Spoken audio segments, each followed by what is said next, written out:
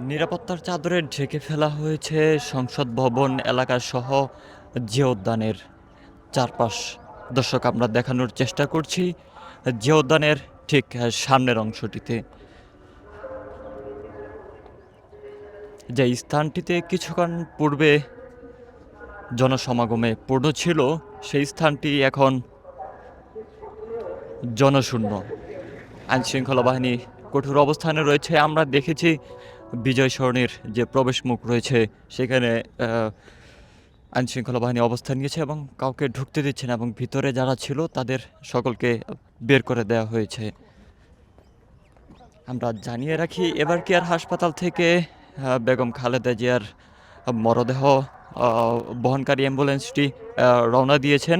চুল পড়া অনেক কমে গেছে। থ্যাংক ইউ মা। চুলের ভিটামিন জুই মাল্টিভিটামিন কোকোনাট অয়েল। তার বাসভবনের উদ্দেশ্যে আজ বাদ জুমা, দুঃখিত, আজ বাদ জোহর মানিক মিয়া অ্যাভিনিউতে তার জানাজা নামাজ অনুষ্ঠিত হবে। সেইখান থেকে নিয়ে আসা হবে জিয়া উদ্যানে সাবেক রাষ্ট্রপতি জিয়াউর রহমানের কবরের পাশেই থেকে সমাহিত করা হবে।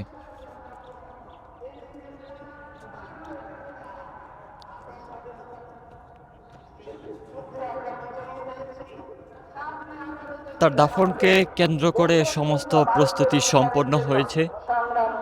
আমরা দেখেছি সমস্ত প্রস্তুতি সম্পন্ন হয়েছে এবং নিরাপত্তার বিষয়টিও নিশ্চিত করা হয়েছে।